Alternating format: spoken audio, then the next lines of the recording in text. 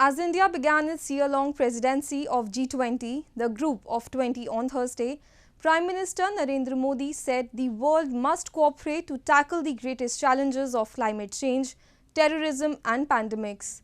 PM Modi said India's G20 presidency will be inclusive, ambitious, decisive and action-oriented.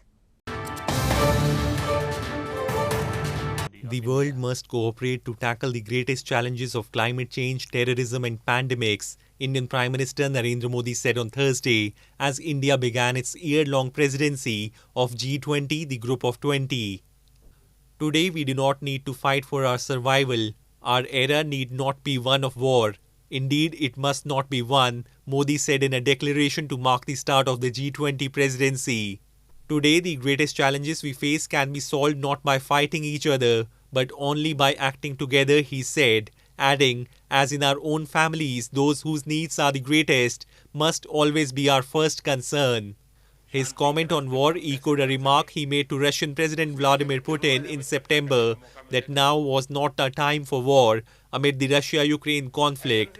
India's Foreign Minister S. Jaishankar on the occasion said that G20 presidency offers India an opportunity to share its story with the world and added that it's time that the country should become the voice of the global south.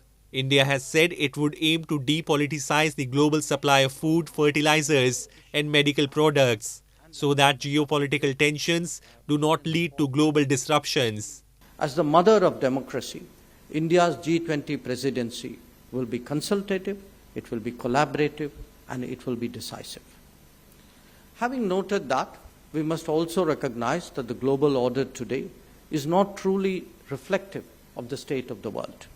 G20 members agreed at last month's summit in Indonesia to pursue efforts to limit the rise in global temperatures to 1.5 Celsius, including phasing down unabated use of coal.